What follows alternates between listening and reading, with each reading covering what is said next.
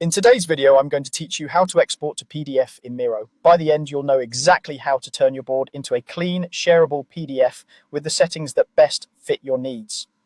First, open your Miro dashboard and click into the board you want to export. Before you move on, take a second to make sure everything you want included is visible and organized. If you're using frames, check that they're named and sized the way you want. Frames are especially helpful because they let you export just the sections that matter and keep your pages consistent. Now look to the top right corner of the board, click the three dots to open the board options menu. From there, choose Export. This brings up the export panel where you'll pick your format and dial in the details. Select PDF as your format. At this point, you can decide whether to export the entire board or just a specific frame. If your board is large or packed with content, exporting a specific frame often gives a cleaner result and keeps everything legible. Think of frames like slides or pages. Each one can become its own page in the PDF, which is great for presentations or handouts. If you do want the whole board, that's fine too. Just know it may scale to fit and could shrink smaller items.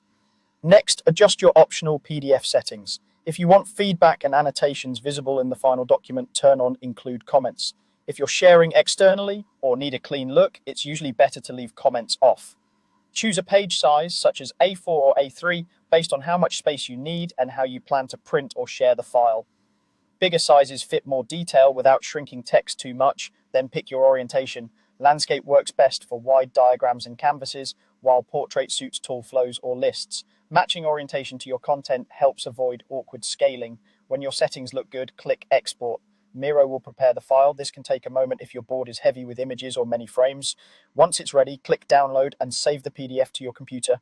Give it a clear name so it's easy to find later and share with your team or clients. If your output looks too small, try exporting selected frames instead of the entire board, or adjust the frame sizes and re-export.